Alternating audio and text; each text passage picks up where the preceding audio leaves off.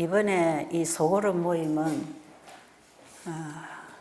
주최 측이 계획하기를 우리 평신도들이 복음을 전하고 있는데 각자가 자기가 받은 기별을 자기 빗대로 활동하고 있기 때문에 이것을 전체의 기별을 한 복음 속에 연결해서 조화를 이루게 하는 그런 목적에서 이번 모임이 시작되었다고 저는 듣고 있습니다. 그래서 각자가 이해하고 있는 가장 중요하다고 하는 기별, 내가 한 시간에 복음을 전한다고 할 때에 무슨 복음을 전할 것인가, 그걸 다 이렇게 얘기를 좀 하면 거기서 각자가 주고받으면서 보완을 하면서 빛을 밝힐 수 있는 거기 때문에 아마 이번에 그런 계획을 가지고 시작을 하셨다고 생각이 듭니다. 그런데 또 많은 분들이 하고 싶은 얘기들을 지금 많이 못하고 계시고 시간이 아주 빡빡하게 흘러가지만 그런 상황이고 또 아직 또 다 나오시지 못한 분들이 계셔서 상당히 저도 관심이 있습니다.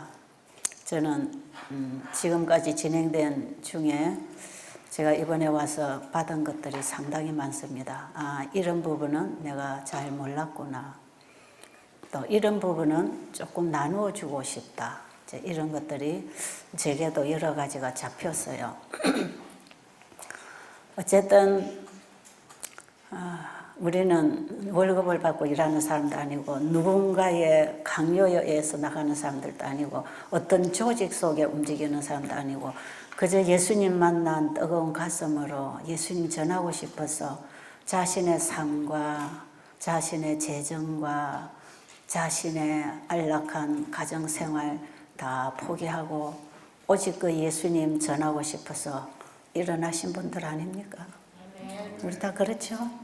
우리는 다 가슴이 뜨거운 사람들이에요. 우리의 말이 좀 어눌하고 좀 복음에 대한 이해가 부족해서 엉뚱한 소리 한 번씩 해도 우리 하나님은 귀엽게 봐주실 것입니다. 우리 최진규 장로님 참 귀엽잖아요. 저는 저분 보면 저 남자는 가슴이 뜨거운 남자다. 그 가슴에 불이 붙어서 영혼을 향한 그 마음에 불이 붙어서 어떤 때는 말을 무슨 말인지도 못 알아듣게 하는데 가슴은 뜨거워서 가만 보면 이 얘기를 하는구나. 그럴 만큼 다 우리가 언어가 둔하고 이 하늘의 감동을 바르게 전달할 수 있는 이 언어가 부족한 것 같고 제가 말을 해봐도 늘 이걸 좀 이렇게 좀 표현할 수 있는 언어가 없을까 싶는데 항상 더듬거리고 제가 아는 대로 전할 수밖에 없어서 이 아름다운 복음을 많이 감화력을 소멸시키고 있는지 모르겠어요. 제가 늘 복음을 들고 쓸 때에 그게 늘 두려운 부분이 그 부분입니다.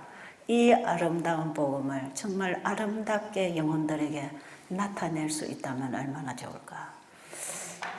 그분에게 가까이 가면 갈수록 그분의 그 아름다우시고 거룩하신 사랑이신 그분, 우리가 사랑이 많으신 하나님 이렇게 말하는 것은 틀린 말인 것 같아요. 잘못된 말인 것 같아요.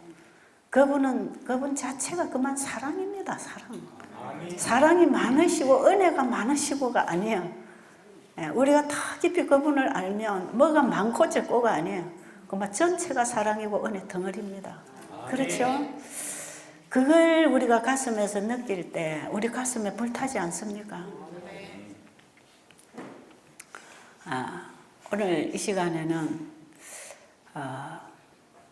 제가 받은 빗대로 제가 어떻게 복음을 전하고 어떻게 또 선교를 하고 있는지 여러분이 차 들으셔서 다 아시는 얘기고 베델이 시작한 지 지금 32년 되는 동안에 한결같이 이 사업을 해 나왔기 때문에 베델 수양원 하면 그 최차순 집사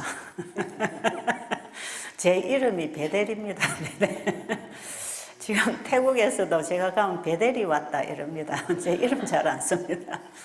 그 정도로 베델하고 저하고는 함께 살아왔고, 그 베델은 제가 예수님 만난 경험을 토대로 시작된 새로운 제 신앙의 출발이었고, 야곱이 베델에서 예수님 만난 그 경험을 토대로 제가 베델이라는 이름을 가지고 활동하기 시작했는데 32년, 지금 33년째 접어들고 있는데 어느새 시간이 이렇게 가고 저는 이렇게 또 할머니가 되고 금년에 제가 70입니다.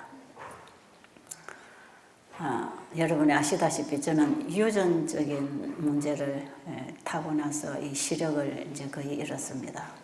약간의 빛이나 이런 거는 보지만 여러분 얼굴을 알아볼 수 없고 혼자 아무것도 할 수 없는 거의 실명 상태로 시력을 다 잃어버렸고, 제가 이런 장애를 가지고 태어난 줄을 알았지만 한 40대부터 알았지만 제 눈을 보호하기 위해서 제 몸을 보호하기 위해서 살지 못했고 늘 그냥 바쁘게 살은 것 같습니다. 지나온 날을 다시 더듬어 보면 다시는 그 길을 못 가는 길을 저는 걸어왔다고 생각이 들고요. 다시 네 나이를 한 살로 다시 태어나게 해줄 테니까 네 걸어온 그 길 다시 걸어올래 하면 저는 차라리 여기서 죽겠습니다. 그 길 못 갑니다. 정말 가시밭길을 저는 걸어왔고요.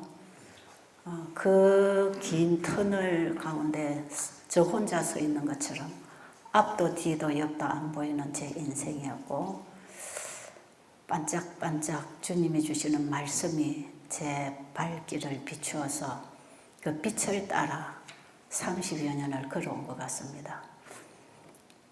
주의 말씀은 내 발의 등이요 내 길의 빛이니라 할 때에 바로 그 하나님의 말씀은 그 말씀을 따라 순종하는 자의 길을 비추는 등불이라고 생각합니다. 그래서 여기까지 걸어와 봤고요. 한 3년 전부터 제가 베델 수양원 운영권을 다 놓았습니다. 다 아시다시피 제가 시력도 잃어버리고 영혼들을 이제 직접 만나서 어떻게 할 수가 없고 운영을 할 수가 없고, 저와 함께 일해주던 우리 딸이 너무너무 지쳐서 힘들어하고, 그래서 이것을 젊은 세대에게 이 기별과 이 장소를 다 물려주어서 기별과 기술과 현장을 그대로 받아서 일할 수 있는 사람이 누가 있을까?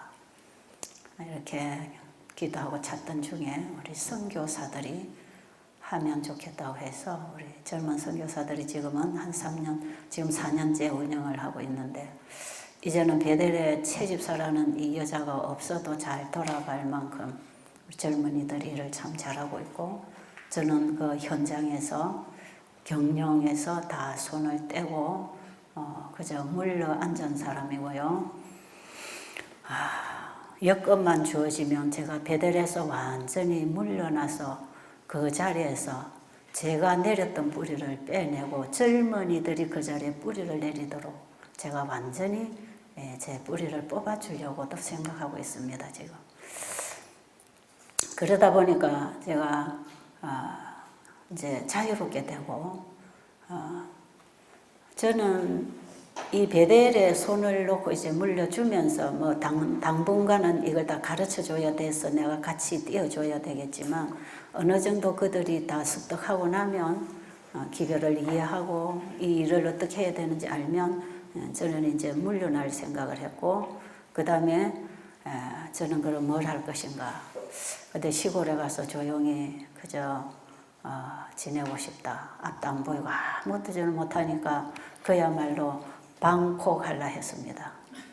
그게 무슨 소리인지 아십니까? 우리 여기 어르신들, 젊은 애들이 그런 말 하대요. 방구석에 콕 박히는 게 방콕이래요. 그래서 저는 정말 안방에 콕 박혀서 그저 이제는 내 영혼을 준비시키고 이제 정말 나를 위해서, 가족을 위해서 내가 할 수 있는 봉사가 있다면 하려고 이런 생각을 하면서 다 정리를 했다고 봅니다. 제가 시작해서 제가 수습해가지고 끝내야 될 부분을 거의 다 정리를 해서 제가 벌려놓은 일을 남에게 짐을 떠맡기지 않고 다 정리를 해서 손을 떼고 말끔하게 이제 오늘 죽어도 그냥 내가 없어서 안 되는 일이 없도록 내가 하던 일을 다 접었어요. 그렇게 하고 정말 저는 조용히 이제 들앉을 생각을 하면서 이런 연구 저런 연구 하면서 만약에 내가 살아있을 때 예수님이 오신다면 늦은 비를 경험하지 않으면 이건 아니다.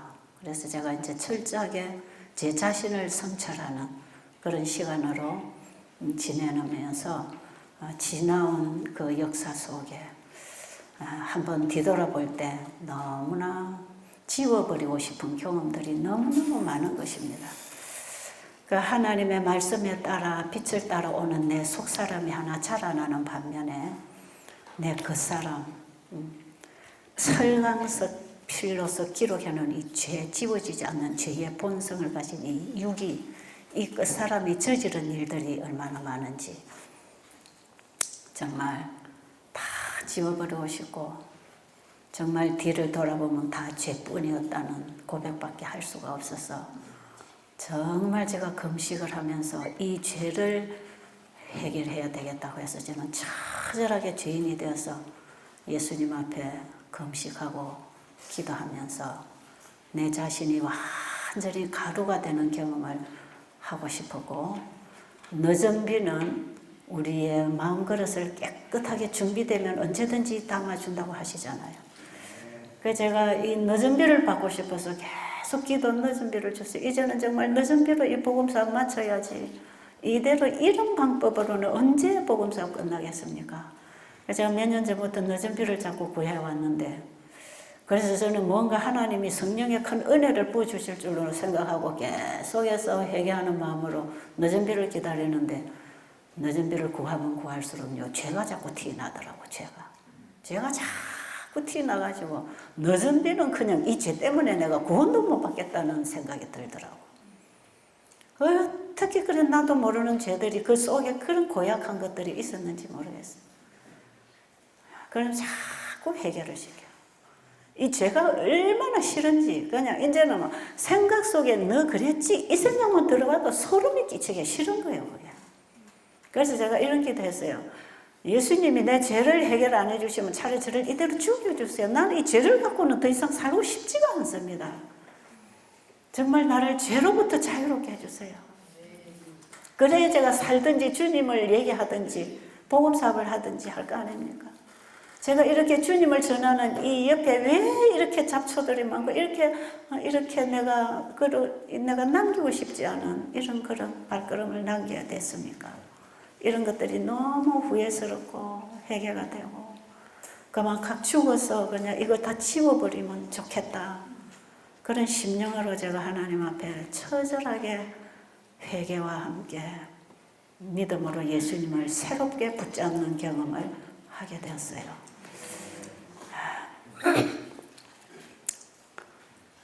그리고 제가 우리 선교사들에게 이 의료선교 교육을 시키면서 제가 의료선교 세천사 의료선교 세미나 교재를 만들게 되었고 이걸 가지고 이제 좀 교육을 시키는 일을 교육이라는 게 제가 가르치는 게 아니고 이 말씀이 그들을 가르치도록 말씀을 내놔야 되겠다. 책에 다 있는 거지만 이걸 정리해서 좀 내놔야 되겠다. 이런 심령으로 제가 이걸 책을 만들어서 일을 하다 보니까 여러분 건강기별하고 셋째천사기별이 분리된 거 아닙니다. 지성소기별이 뭡니까? 건강기별이 다 지성소기별이거든요. 그래서 제가 이 책에다가 제가 이해하는 복음을 낱낱이 단순하게지만 쓰고 말씀을 제시해서 그동안에 제가 가르치고 일해온 그 일을 책에다가 다 옮긴 것은 제가 그 책에 있는 말씀을 읽고 그 말씀을 따라서 가르치고 살고 봉사했던 그 결과로 인해서 일어난 그 결과들이 수많은 열매들이 맺혀서 수많은 영혼들이 하나님께로 돌아오는 일들이 일어나더라 이 말이에요. 그래서 제가 그동안 해온 일이 제 머리에서 제 생각에서 나온 게 아니고 내 마음이 착해서 봉사를 한 것도 아니고 이 말씀이 나를 살게 해서 살아온 제 삶입니다. 기별을 먹고 나가라 그랬죠. 예언을 먹어야 예언을 할 거 아닙니까? 하나님 말씀을 마음에 받아 먹으면 그 말씀이 말로 통해 나가고 행동을 통해 나가는 것입니다. 말씀을 받아 먹으면 먹은 대로 우리 세포가 만들어지는 것처럼 우리의 마음에 들어온 말씀대로 생각하고 말하고 행동하고 사는 것이에요. 그래서 믿음과 행함은 분리되어 있지 않고 이게 하나이기 때문에 건강기별과 복음기별이 하나라는 것입니다. 계속 제가 반복해서 하는 얘기가 그 얘기잖아요. 저는 제가 깨달은 진리를 제가 먹고 제 생각에 저장하고 그 다음에 이것을 사람들에게 가르치고 이걸 또 봉사하기 위해서 살아온 삶이 지금 제가 해온 일이고 제 신앙 간증이고 지금도 그 일을 하고 있고, 그래서 정말 걸어온 길 다시 걷고 싶지 않지만 네가 태어나서 다시 하고 싶은 일이 있다면 너 뭐 하고 싶으냐 하면 저는 다시 또 이 일을 할 수밖에 없어요. 왜? 다른 일은 할 수가 없어요. 이 놀라운 보화를 발견하고 이 가치를, 하늘의 가치를 알았는데 어떻게 썩을 양식을 위해서 일합니까? 못합니다. 우리 최진규 장로님 전도 안 하면 안 된다고 했었지만 전도 하라고 맨날 외쳐서 되는 거 아니에요. 우리 최 장로님 너무 애태우지 마세요. 막 전도를 해야 된다는데 전도하라 해서 전도가 되는 게 아니고 내 가슴에 복음이 만나지면 그 복음은 가슴에 안고 무렵습니다. 이 사랑의 불덩어리가 이글이글 끓는데 어떻게 가만히 있습니까? 그걸 전할 수밖에 없습니다. 그리고 우리가 진정으로 예수님을 믿으면 예수님을 믿도록 전도하게 돼 있는 것이에요. 구원을 받기 위해서 전도하는 게 아니고요. 늦은 별을 받기 위해서 전도하는 것도 아니고요. 그 예수님이 내게 만나지면 그 예수님을 전하는 것은 자연적인 현상이에요. 이 법칙대로 되는 반응하는 것입니다. 그래서 우리 이웃에게 복음을 전하는 것은 예수님의 사람을 만난 하나의 반응의 행동이고 말입니다. 그게. 저는 그렇게 신앙을 새롭게 했습니다. 30년 전부터. 자, 이렇게 해서 이제 의료선교 세미나가 바로 베델에 지금은 재림집회 안 합니까 하는데 바로 이 세천사 의료선교 세미나가 재림집회입니다. 이게 바로 불 붙이는, 성령에 불 붙이는 예수님의 사랑의 불을 이웃에 붙여나가는 봉사, 이게 바로 늦은 비를 가지고 오는 이 재림기별이에요.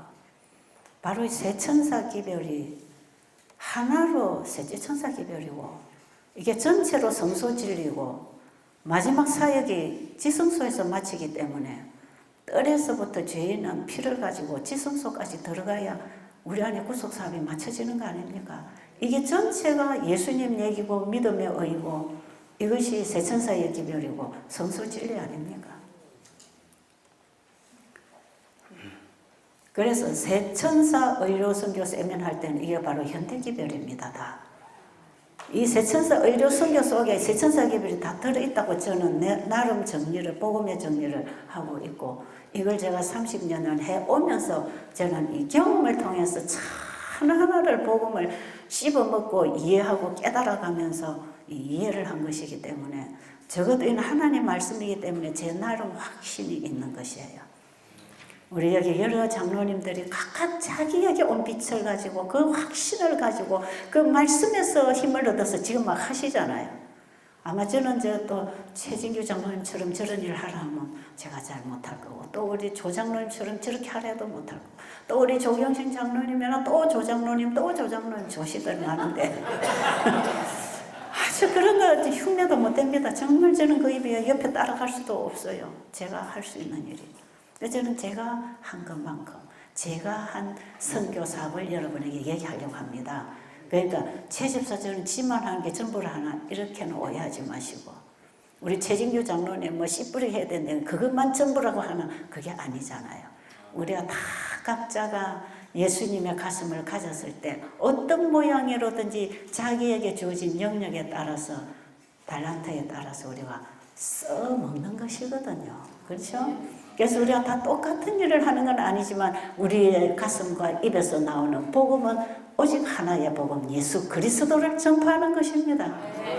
왜 우리 최정유 장로님 그러잖아요. 세제천사기별 보따리 다 싸가지고 풀어보면 그 예수님 나오는 거라고. 그 예수님 얘기입니다. 온 성경이 예수님 얘기입니다. 성소 진리가 다 예수님 얘기입니다. 근데 그 예수님을 만나야 성소 안으로 들어가잖아요.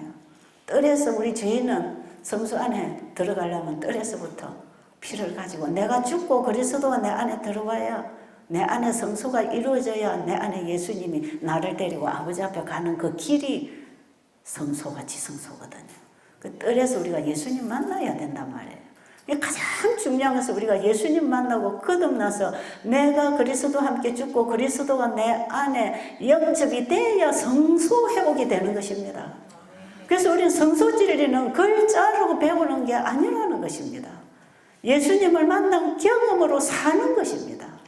그래서 우리가 거듭난 경험 속에서 그분이 주신 빛대로 우리가 따라가면 어느 때 보면 지성소에 내가 와 있는 것이에요. 제가 어저께 문을 열고 닫고 하는 거에 좀 그 구간이 옆에서 여러 사람들이 그 질문 가지고 있잖아요. 그래서 제가 대표적으로 저도 혼란스럽다. 그래서 우리가 이렇게 하자. 우리 이대영 목사님이 굉장히 정리 마무리를 잘 해주셨는데 저는 이 세천살 기별을 저는 뜰과 지성소까지를 하나의 복음으로 봅니다. 칭의와 성화와 영화는 분리시키지 말라 그랬어요. 이 하나의 복음이에요. 예수님의 사역이 업그레이드 된다는 것입니다. 그런데 우리는 뜰에서부터 거듭나는 경험 없으면 성소 안에 뭐가 있는지 모릅니다. 그런데 예수님 내 안에 영접하고 나면 예수님 안에 뭐가 있습니까? 예수 안에 있는 진리가 나를 인도하는 거기서부터 배우는 새로운 아이가 하나 자라는 거 아닙니까? 그리스도 안에서 그 진리 안에서 배워가는 게 성소의 삶이거든요. 그 성경 전체가 다 성소 진리입니다. 그 세천사 기별입니다. 구약 신약이다. 예수님은 세천사 기별을 여러 가지 비유로 또 설명하셨고요. 그래서 우리가 이 하나의 복음이다. 그게 영원한 복음이다. 영원한 복음은 예수님이다. 예수님을 만나서 죄 용서를 받고 죄의 세력으로부터 우리가 승리를 하고 죄로부터 완전히 도말되어서 아버지 앞에 가서 마지막 심판받고 하늘 백성으로 인침받는 거다. 한마디로 말하면 그런 얘기입니다. 그냥. 그렇잖아요. 그 얘기를 계속 해나가는 거죠. 어떤 사람들은 그래요. 제가 십자가 얘기 자꾸 하면 저 채집사는 저 세천사 기별 안전한다 그래요. 십자가 없이 어떻게 지성소 사역이 이루어질 수 있겠습니까? 우리 죄인은 십자가 경험을 해야 성소 안의 삶이 이루어집니다. 성소 안의 삶이 내 안에서 이루어져야 죄 도말하는 특권을 받는 것이에요. 죄를 도말받으려면 대장도 483페이지 뭐라 그랬어요? 우리가 진정으로 예수님을 나의 정말 중보자로 믿고 죄인이 회개하고 그분이 주시는 말씀에 따라서 율법과 내 품성과 삶이 조화를 이룰 때 하나님의 품성인 율법과 내 품성이 내 삶을 통해서 율법의 순종함으로 조화가 이루어질 때 죄가 도말된다는 거예요. 이게 칭의와 성화의 과정을 통과해야 죄가 없어진다는 것 아닙니까? 이게 거듭남으로 시작하는 것입니다. 예수님의 피를 가져야 성소 안에 들어가는 거 아닙니까? 근데 내가 뜰의 경험, 내가 죽는 경험, 내가 그리스도와 함께 죽고 그리스도가 내 안에 오셔서 나에게 성소가 회복되고 우리가 구약에 배운 성소 칸으로 들어가는 것인데 실제로 그 성소는 내 마음의 성소단 말이에요. 그래서 우리는 구약의 성소만 자꾸 쳐다보고 내 마음의 성소를 놓쳐버리면 전부 성소론을 배우는 것입니다. 우리는 성소론을 공부하는 게 아니라 성소의 경험을 해야 합니다. 이게 영원한 복음을 가졌다는 뜻입니다. 영원한 복음을 가진 자가 영원한 복음을 전하는 거 아닙니까? 자, 제가 그래서 이제 이 세천사 의료 선교 바로 이 건강 기별과 이 세천사 기별이 한 몸이기 때문에 우리가 이 복음을 어떻게 가슴에 담고 생활에 실천하는가. 그래서 어떻게 이웃을 만나서 그들에게 이 영원한 복음을 가슴 속에 넣어줄 수 있는가. 이 전체를 다 세천사 의료 선교 사업입니다. 이게. 이게 우리가 하고 살아야 할 생활이고 우리가 해야 할 보험 사업이거든요. 그래서 제가 이 집회를 했는데요. 어느 목사님이 1기, 2기에 이 집회에 참여를 하고 태국을 가셨다가 태국에 가서 베델 수양원 얘기를 소개를 했나 봐요. 율법을 사용하지 않는다. 세상 방법을 쓰지 않는다. 순수하게 세천사 기별을 삶 속에 적용해서 환자가 낫는다. 이걸 이제 태국에 집회를 하면서 이 목사님이 설교를 하셨답니다. 열흘간 집회를 하는데 새벽마다 베델 얘기를 하셨대요. 그랬더니 거기에는 모인 사람들이 주로 미국에서, 영국에서, 필리핀에서, 또 말레이시아에서 여러 나라들에서 선교사들이 참여하는 그런 집회였어요. 그러니까 그 선교사들이 진짜 그런 곳이 있나? 그 한 선교사 부인은 간호사인데 자기가 의료 선교 사업을 하려고 미국의 의료기관을 다 자기가 답습하고 카나다로 어디로 센터, 이 건강기관마다 가가지고 발 마사지도 배우고 수치료도 배우고 뭣도 배우고 약초도 배우고 다 배웠는데 이게 잘 적용이 안 되더라. 하고 싶은데 이게 잘 안 된다고. 그런데 이제 이 기별을 딱 듣고는 아니 성경에 예수님이 치료하신 방법, 치료 봉사를 통해서 우리에게 가르쳐 주신 그 방법대로 하면 환자가 낫고 복음을 받는다. 이것이 그들에게 딱 들려져 놓으니까 그들이 진짜 그런 곳이 있나. 그래가지고 우럭 대거 베델 수양원에 방문을 했어요. 그분들이 한 달간 있었습니다. 13명이 왔다가 한 분은 교수님이고 또 교사고 이래가지고 우리 재림교회 재단에 미리 한 20일 이래 하고 가고 나머지 한 9명 되는 선교사들이 한 달을 있으면서 그 의료선교 3기 세미나에 참여를 하게 되죠. 그런데 이분들이 3기 세미나에 참여를 하고 무슨 고백을 했냐면 내가 지금까지 물 침례만 받았지 성령의 침례를 받지 못했구나. 그래서 이들이 부부가 와가지고 얼마나 울고 회개하고 그래서 이분들이 다 제 침례를 받겠다고 제 침례 받을 필요 없고 성령의 침례만 받으면 된다고. 나는 지금 침례가 완전히 엉터리. 나 이건 침례도 아니다. 나는 그냥 교회 가서 성경 공부 좀 하고 물에 풍덩 들어갔다 나온 거 외에는 아무것도 내 안에 변화가 없다. 나 진짜 침례를 받고 싶다. 그래가지고 그때 선교사들이 정말 성령의 침례를 받고 갔어요. 그래가지고 가면서 그 선교사 한 분이 그래요. 우리 태국에도 이런 배대를 하나 세워서 이 세천사 기별을 전하는 곳이 필요한데 좀 와서 도와줄 수 있겠느냐. 그래서 제가 언제든지 준비되면 가겠습니다 했더니 정말이냐고. 그래야 그렇다고 약속을 했는데 이분들이 가서 바로 집회를 주선했어요. 그 선교사 한 분은 이제 그 우리 기관에서 교사로 일했던 분이고 목회자로 일했던 부부예요. 다. 이런 분들이라 지금 개인 선교사로 뛰고 있지만 우리 교단의 태국 땅에서는 워낙에 발이 넓은 분들 가가지고 집회를 다 주선을 했어요. 그래가지고 집회가 열렸다고 오라 해서 간 데가 그 우리 남아메리카 태평양 국제대학이 있는 바로 그 옆에 건강센터입니다. 가보신 분들이 계시겠지만 우리 방콕 위생병원에서 관할하는 바로 그 건강센터가 있어요.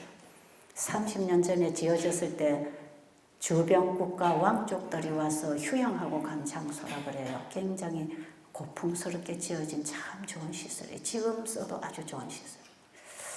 그래서 집회를 열었는데 놀랐어요. 이 태국이 동남아에서 딱 중간 지대 아닙니까? 그죠? 공항도 굉장히 크죠. 국제공항이. 옛날에 예수님 당시에 그 가버나움처럼 아주 중간에서 다른 나라들이 다 연결되어 있는 그런 지역입니다. 그런데 이 선교사들이 한 11명이 가가지고 이걸 소문을 내가지고는 집회를 주선해가 사람을 불렀는데 주변 국가들에서 9개 나라에서 8개 나라인가 필리핀에서도 오고 저기 러시아에서도 왔더라고요. 하여튼 8개인지 9개 나라에서 지도자들이 다 모인 거예요. 한 70명 우리 스태프들하고 한 7, 80명 이렇게 모여서 첫 집회를 했는데 거기에 방콕에 있는 우리 태국 대회장님이 참석을 하시고 몇몇 목사님들이 같이 참석하시고 그 대학교의 교수님들이나 학교 교장 선생님이나 뭐 의료 선교 사업을 하겠다는 이런 사람들 저런 사람들이 하여튼 의사들 포함해가지고 이 사업에 관심 있는 사람들이 다 모였어요. 그런데 그 대회장님이 스케줄이 팍팍하게 잡혀있는 분인데 그 열흘간을 전부 스케줄을 취소하고 그 집회에 첫 시간부터 마지막까지 함께 하신 거예요. 그러니까 이 집회가 참 부담이 가는 집회입니다. 저로서는. 근데 보세요. 제가 외국 땅에 갔죠. 아무것도 안 보여요. 깜깜해요. 저는 그 사람들 얼굴이 흰지 검은지도 몰라요. 그분의 말을 어떻게 하는지 몰라요. 보이지도 않고 들리지도 않아요. 저도 말 못해요. 눈 물고 귀 물고 벙어리예요. 제가 거기 가면. 아무것도 소통이 안 되고 보여야 눈치라도 볼 텐데 눈치도 없어. 뭐 들려야 안 보여도 감을 잡을 텐데 들리지도 않아. 언어가 다르니까. 그들의 문화가 뭔지, 그들의 정서가 어떤지, 그들의 신앙 고백을 어떻게 하는 건지 아무것도 모르는 거예요. 그 자리에 서서 제가 무슨 복음을 전할 수 있겠습니까? 예수님께서는 영혼들의 심령을 다 아셨기 때문에 각자에게 필요한 양식을 그들이 원하는 심령의 양식을 주었고 침례 요한도 그들의 마음을 연구했다 그랬어요. 그들의 마음을 연구해서 그들에게 필요한 기별을 주었다 그러잖아요. 그런데 저도 사실 우리 환자들 오면 그냥 무대뽀로 내가 준비한 설교 안 하거든요. 그 영혼들이 와서 뭘 필요로 하는지 어떤 사람들이 와 있는지 상대를 제가 개인 상담을 하고 파악을 하고 난 다음에 거기에 필요한 기별을 이 세천사 기별을 필요 적절하게 접목을 해서 눈높이 복음으로 마음을 열어서 복음을 전하고 이렇게 일을 하고 있는데 제가 이 나라는 그 나라의 문화가 뭔지 정서가 뭔지 아무도 모르고 보이도 안 하고 들리도 안 하고 누가 옆에서 통역 안 해주면 한 소리도 못 알아듣고 그런 자리에 제가 갔는데 사람들은 다 배우겠다고 왔단 말이에요. 지도자들이. 제가 얼마나 부담이 되겠습니까? 기도할 수밖에. 그런데 제가 가슴에 뭐가 하나가 분명히 있었냐면 태국에 딱 공항에서 내려서 차를 타고 한 2시간 걸어 들어가는데 주변에 다 보이잖아요. 곳곳에 강봉소마다 이 큰 터마다 부처님 상을 다 세워놓고 전부 다 불교 국가 아닙니까? 95%인가 6%가 전부 불교 신자입니다. 태국이. 불교입니다. 그런데 다 불상 세워놓고 아침, 점심, 저녁에 저 방송으로 전부 염불하는 소리 막 뚫려주고요. 완전히 그냥 절에 온 기분입니다. 이런 나라에 저 백성들이 창조주를 몰라서 우상숭배에 빠져있는 저 백성들에게 제 가슴이 계속 가는 것이에요. 하나님, 이분들이 창조주 계신 것을 좀 증거하게 해주세요. 이분들에게 창조주를 좀 소개할 수 있도록. 그걸 내가 여기 하러 왔구나. 그런 생각을 하면서 그런 뜨거운 사명을 가지고 첫 시간부터 만드신 분이 고치신다. 이게 전체 타이틀입니다. 이게 영원한 복음입니다, 여러분. 만드신 분이 고치신다. 영원한 복음이고 이게 바로 세천사 기별입니다. 이게 안식일 기별 아닙니까? 창조주가 구속주 아닙니까? 창조주가 회복할 거 아닙니까? 우리가 창조주를 믿고 순종할 때에 회복이 일어나는 거 아니겠어요? 만드신 분이 고치신다는 이 제목을 제가 책을 쓰면서 참 많이 생각했어요. 무슨 제목이 가장 적절할까? 바로 이게 기별이고 메시지다, 이게. 만드신 분이 고치신다는 건 온 세상에 전할 영원한 복음 아닙니까? 그래서 제가 그 제목을 만든 건데, 그 주제를 가지고 이제 앞에 프랑카드를 해놓고 이제 집회가 시작됐으니까, 제가 그 주제를 가지고 창세기 1장부터 가르치는 거죠. 그런데요, 절에 가서 평생 공들여도 아무 도움을 못 받은 불교 신자나, 평생을 교회를 다니고 성경을 배우고 성경을 가르치고 성경을 알아도 전혀 거듭나지 않고 그 말씀이 무슨 능력이 있고 생명이 있어 재창조가 되는지를 모르는 우리 재림 교인이나 어떻게 보면 영적 상태가 똑같습니다. 그게 목사님들, 지도자들이 앉아 계시지만 하나님 말씀을 이론으로 가르치고 이론으로 이해하고 이론적인 신앙을 하고 행위 신앙을 하고 살았다면 진짜 창조주를 만나보지 못한 사람은 창조주 누군지 모르잖아요. 창조주 경배가 실제로 마음에서 안 일어나잖아. 그럼 그 목탁 두드리는 그 사람들이나 불상 앞에 가서 비는 사람이나 교회 가서 예수님 이름으로 비는 사람이나 다를 바가 뭐가 있냐 이 말이야. 그런 제 심정에 영혼에 대한 너무너무 뜨거운 가슴이 아주 계속 눈물이 고였어요. 그래서 어쨌든 창조주가 어떤 분인지 가르쳐야 되고 창조주를 믿는다는 그 믿음이 뭔지를 가르치고 그 믿음하게 따라오는 순종을 통해서 어떤 변화와 회복과 구속이 일어나는지를 이걸 하나하나 저들이 경험하지 아니하면 복음이 여전히 이론이단 말이에요. 복음은 이론이 아닙니다. 창조입니다. 그냥 복음의 진수는 회복입니다. 그런데 우리는 그 복음이 주는 회복을 모른단 말이에요. 기껏해야 착하게 사는 거 배우고 있잖아요. 그게 가슴 속에서 예수님을 만나는 경험이 없기 때문에 이게 구속의 경륜이 시작도 안 되고 있잖아요. 그래서 제가 창세기 1장을 펴고 창조주가 이런 분이다. 하나님을 우리가 알면 그분을 사랑하게 될 것이다. 그분을 사랑하게 되면 그분을 믿게 될 것이다. 그분을 믿으면 그분의 말씀에 순종할 것이다. 순종할 때 그분의 약속이 우리 안에서 성취된다. 그래서 건강 회복이 된단 말이에요. 병이 낫는단 말이에요. 사람이 거듭나고 변하고 해결한단 말이에요. 그래서 제가 하나님을 가르쳐야 된다. 부처님하고 창조자하고 뭐가 다른가? 부처님 믿어라 좋다. 마음의 위로는 될지 몰라. 그러나 내 진정한 나에게 피로를 공급해주는 신은 아니다. 그렇습니까? 그런데 창조주는 지금도 나의 피로를 공급해 주시는 분입니다. 병을 고치시는 분입니다. 우리를 죄로부터 구원해서 우리를 변화시키시는 분입니다. 아직 죄 도말이 안 돼서 죄가 우리를 괴롭히고 있지만 우리 이번에 공부했잖아요. 지성소 마지막 사역으로 우리 죄를 끝내주신다는 이 영원한 복음이야말로 우리에게 얼마나 희망입니까? 저는 거기 가서 그 기별을 다 전하는 거예요. 마지막 지성소 기별에 이 사람들이 눈을 반짝 뜹니다. 아, 그러면 죄가 끝나네. 끝납니다. 이게 성소진리입니다. 우리 죄를 끝내주려고 오신 분이 예수님 아닙니까? 그런데 왜 우리가 죄를 갖고 이렇게 고통당해야 됩니까? 그분에게로 달려가면 되는 것이에요. 첫째천사 기별 속에 부르시는 부르심보다 마지막 부르심부터 마지막 심판까지 첫째천사 기별 속에 다 들어있어요. 안식일 회복이 거기 다 있잖아요. 창조주 만나면 회복이 일어납니다. 창조주를 만났다는 신앙이 뭡니까? 도덕율법과 천년계의 법칙을 지키는 것입니다. 하나님을 믿는 것은 하나님을 사랑하는 것은 계명을 지키는 거 아닙니까? 도덕법칙도 하나님 만드셨고 천년계의 법칙도 하나님이 만드셨잖아요.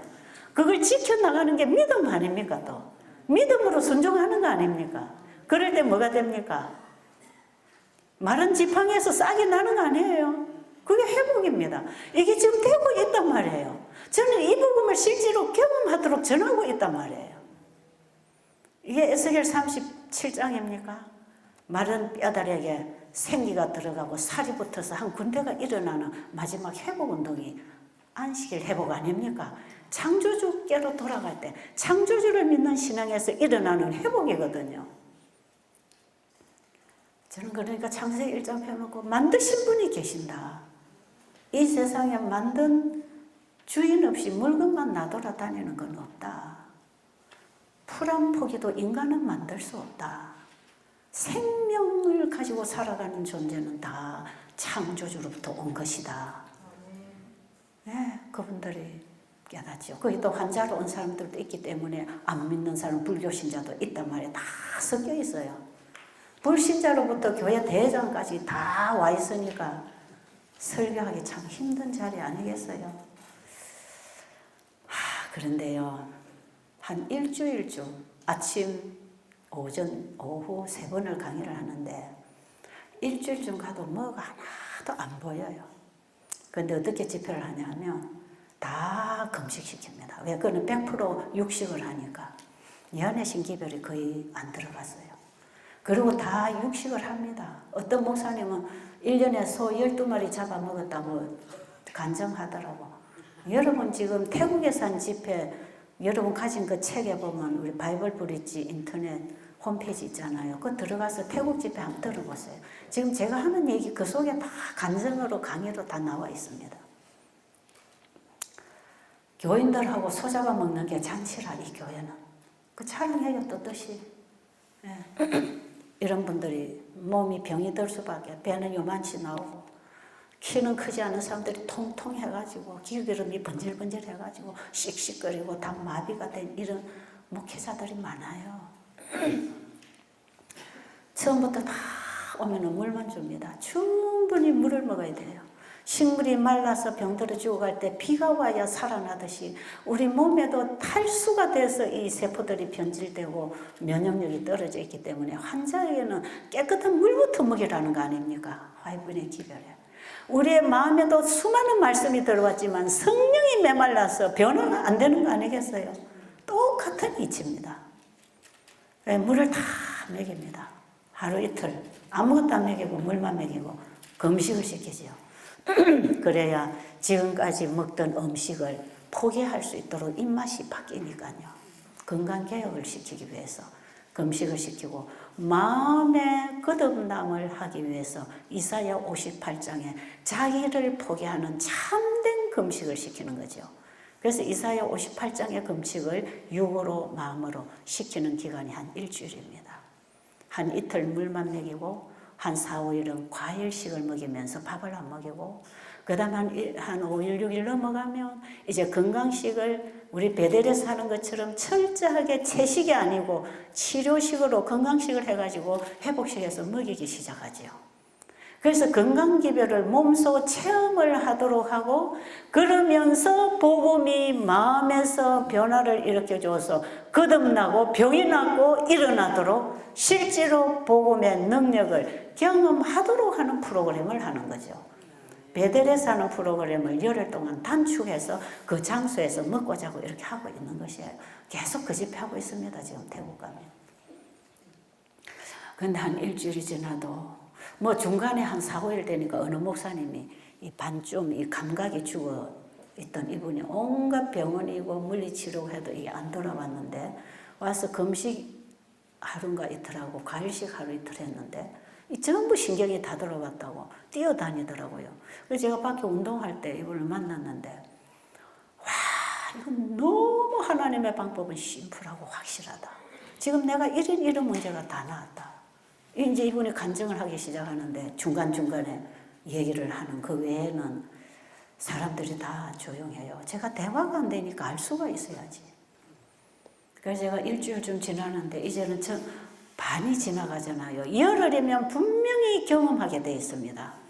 성령이 임하시든지 건강이 회복이 되든지 간에 우리가 열흘 동안 이 복음의 현장에서 순종하고 받고 깨닫고 일어나면 우리의 마음과 몸에 분명히 경험을 하고 일어나게 돼 있단 말이에요. 사람의 마음이 바뀌든지 몸이 치료가 되든지 하는 것입니다. 건강기별을 적용시키면 몸이 치료되는 것이에요. 이런 집회에서도 이걸 바로 적용을 하면 회복이 일어납니다. 근데 한 일주일 갔는데 뭐 한두 사람 이런 소리 저런 소리 들어보고는 거의 감이 없어요. 이제 하루는 고민이 됐어요. 하나님. 저는 하나님이 어떤 분인지 말씀을 전한 것밖에 제가 할 수 있는 일은 없습니다. 그럼 그 하나님이 살아계신 하나님인 것을 여기 증거를 하려면 이제 그 말씀을 하나님이 이루어 주셔야 되는 거 아닙니까? 하나님이 그 말씀을 이루시지 않는다면 제가 전한 복음은 다 거짓말입니다. 하나님 책임지십시오. 저는 그냥 주신 복음을 전했을 뿐이고 그걸 사람들에 가르쳐서 순종하도록 가르친 것 뿐이고 결과는 하나님이 그들을 이제 해주셔야 합니다. 건강도 하나님 회복시켜야 되고 마음의 변화도 하나님이 이제 하실 일이고 저는 전하라는 복음만 전했으니까 좀 모르겠습니다. 그래서 결과가 어떻게 나오든지 그거는 하나님께 영광이 되든지 하나님의 말씀에 불신이 오든지 저는 말씀만 전했으니까 하나님은 이런 분입니다. 말씀 속에 창조의 능력이 있어서 이 세상이 만들어졌습니다. 그럼 지금 우리가 그 말씀을 받아 먹으면 우리 마음이 재창조되고 거듭납니다. 그리고 우리의 몸도 생활을 말씀과 같이 해주면 몸도 거듭나서 병이 낫습니다. 이걸 나는 지금 계속 설교해 왔는데 일주일 내내 20분 이상 설교를 했는데 아무 반응이 안 일어나면 안 되잖아요.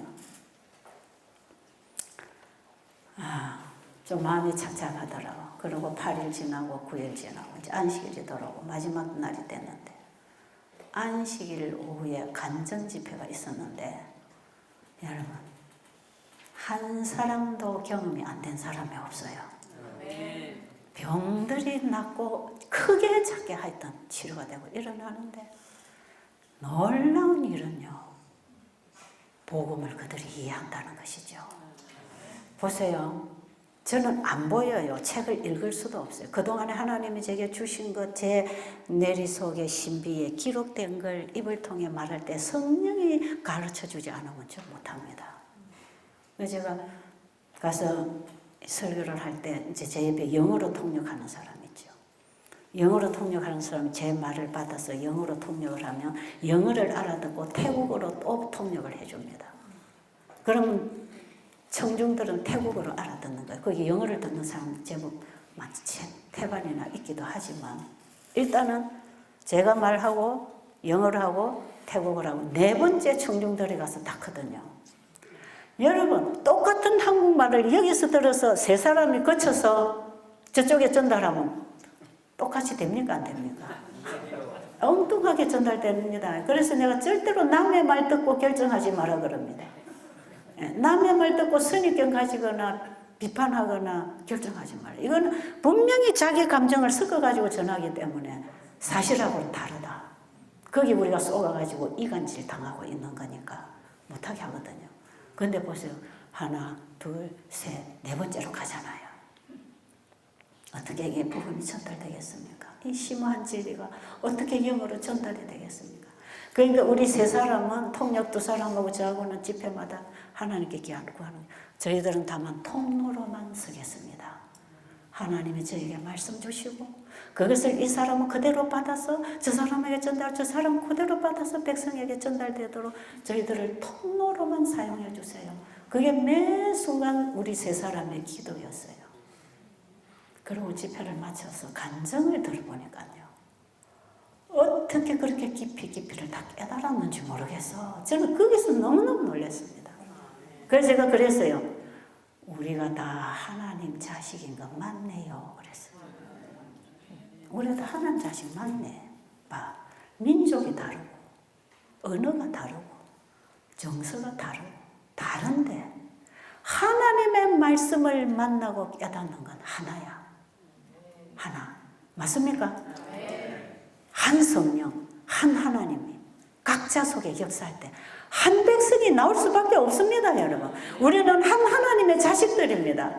그래서 제가 그 간증을 다 듣고 내가 눈물로 이걸 얘기를 했어요. 우리는 하나님의 한 자식입니다. 어떻게 한 음성을 우리가 다 같이 들었습니까?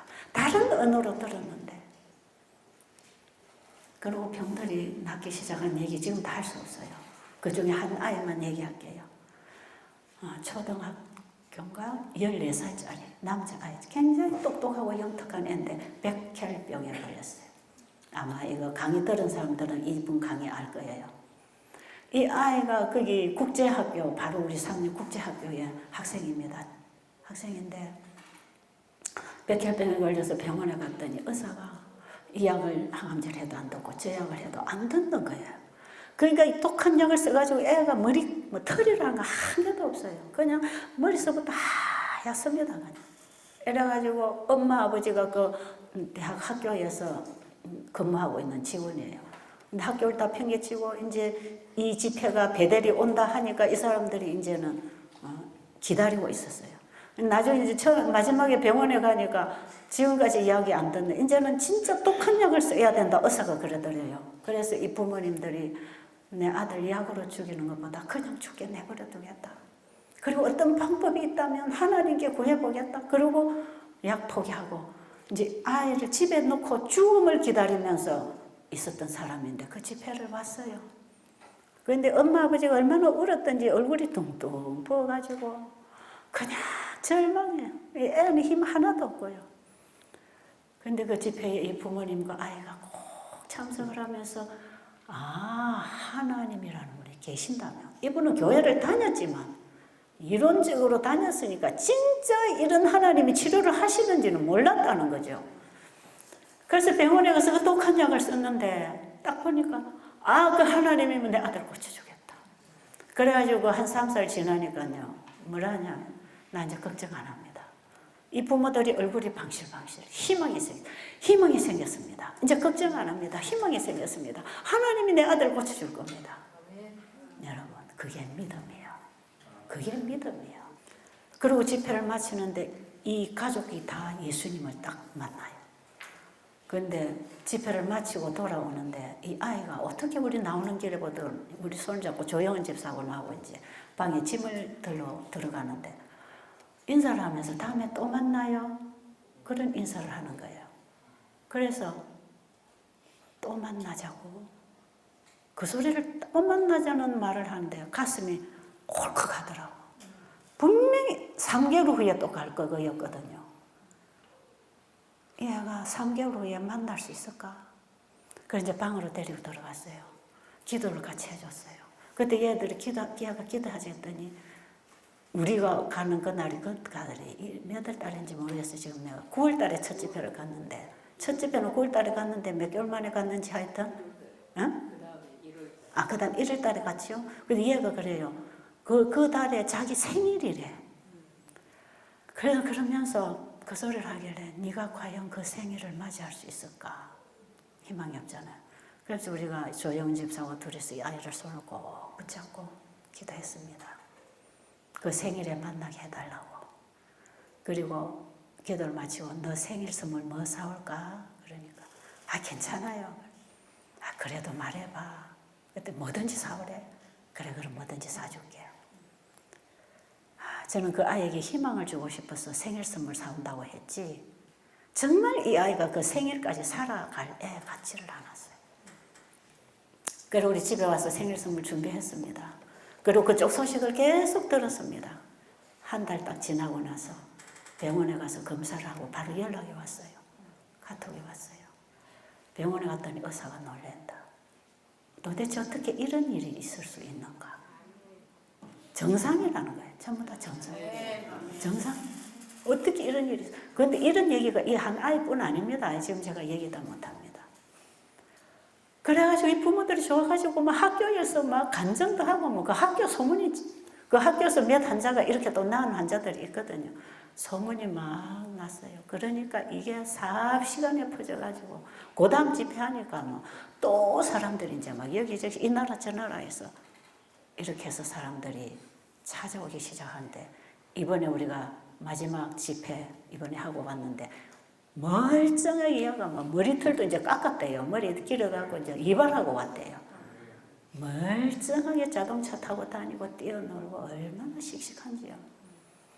그런데요, 그 첫 집회에서 대회장님이 처음부터 끝까지를 다 들으시더니 마지막에 그분 대회장님 설교도 올라가 있습니다. 우리 BBIB 들어가시면 제가 다 옮길 수 없어요. 이 대회장님이 딱 듣고 나오시더니 이런 얘기를 하셔요. 태국 땅에 빛이 임했다. 내 임기 동안에 내 밑에 있는 120명의 목회자들에게 이걸 꼭 가르쳐야 되겠다. 그리고 목회자들을 통해서 태국 땅의 성도들에게 이 복음을 전해야 된다. 이 세천사 기별이 이런 기별인 줄 몰랐다. 그냥 우리는 1844년 재림운동 해가지고 짐승의 표 받지 말라 이런 것만 알았는데 이게 영원한 복음으로 성경 전체에 깔려있는 게 다 세천사 기별이라면 바로 이것이 생활에 실천될 때 창조주의 영광이 드러나는 것이구나. 저하고 목사님이 개인적으로 이런 얘기를 하시면서 뭐라고 했냐면 부탁을 해요. 지금 120명의 목회자들이 이걸 다 알 때까지 와서 좀 가르쳐 주겠느냐? 제가 뭐라고 할까요? 예, 오케이, 그렇게 하겠다.